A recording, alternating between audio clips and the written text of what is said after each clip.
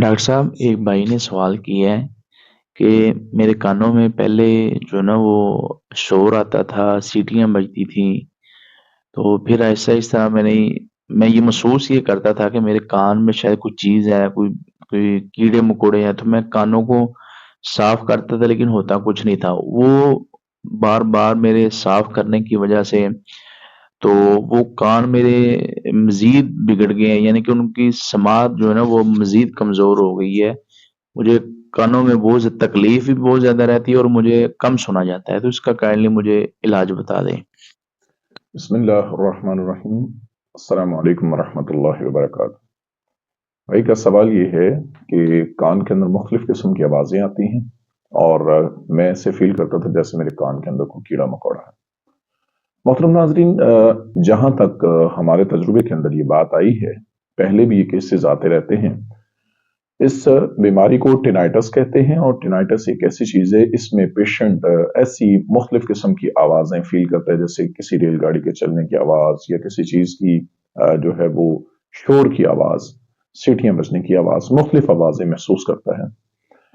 اور جہاں تک ہمارے نالج کے اندر ہے تو اس کا علاج جو ہے وہ پوری دنیا کے اندر اس کا ٹریٹمنٹ، حالانکہ اگر میڈیکل پوائنٹ آف ویو سے دیکھا جائے تو اس کا علاج ظاہری طور پر تو ایسے لگتا ہے جیسے کوئی بھی نہیں ہے، اور میڈیسن دے دی جاتی ہے وقتی طور پر تاکہ کان کی سماعت جو ہے وہ بہتر ہو جائے، اور اس میں آواز بھی ہلکی ہونی شروع ہو جاتی ہے پیشنٹ کی، اور پیشنٹ جو ہے وہ سننا بھی کم کر دیتا ہے، اس کی سماعت کے اندر فرق آ جاتا ہے۔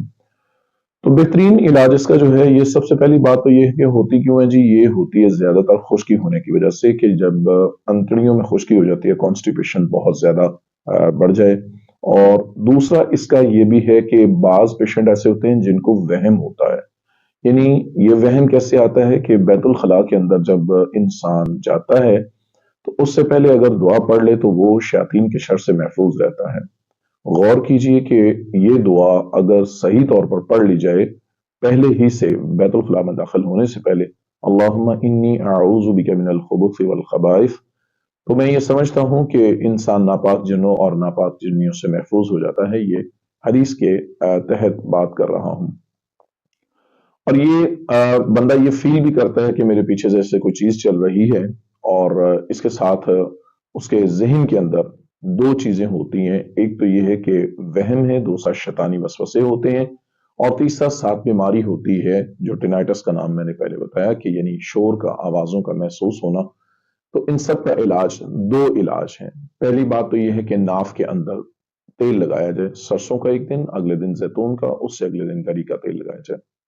اور دوسری بات یہ ہے کہ اس کے جو ٹریٹمنٹ کے اندر اگلی چیز آ رہی ہے، ایک دعا ہے، لا الہ الا اللہ وحدہ لا شریک لہ لہ الملک ولہ الحمد یحیی ویمیت وہو علی کل شیء قدیر۔ رسول اللہ صلی اللہ علیہ وآلہ وسلم نے اس کو 100 مرتبہ شام کو پڑھتے اور 100 مرتبہ صبح کے وقت پڑھتے۔ اگر کوئی صبح شام یہ دعا بھی پڑھتا ہے تب بھی انشاءاللہ ان وسواس سے اور ان تکلیفوں سے محفوظ رہتا ہے۔ دوسرا ساتھ وہ تیل والا کام بھی کرے اور کانسٹیپیشن نہ ہو، اور اپنی خوراک اچھی کرے، اور جو ہے باوضو ہو کر سوئے، انشاءاللہ الرحمن اس بیماری سے نجات پا لے گا۔ امید ہے کہ آپ کو ہمارا یہ مشورہ پسند آیا ہوگا، ہمارا نسخہ پسند آیا ہوگا۔ اگر مشورہ اور نسخہ پسند آیا ہو تو اپنے رائے کا کمنٹس میں اظہار ضرور کیجیے گا، اور اس کے علاوہ محترم ناظرین، لائک کیجیے گا، شیئر کیجیے گا اور سبسکرائب کیجیے گا۔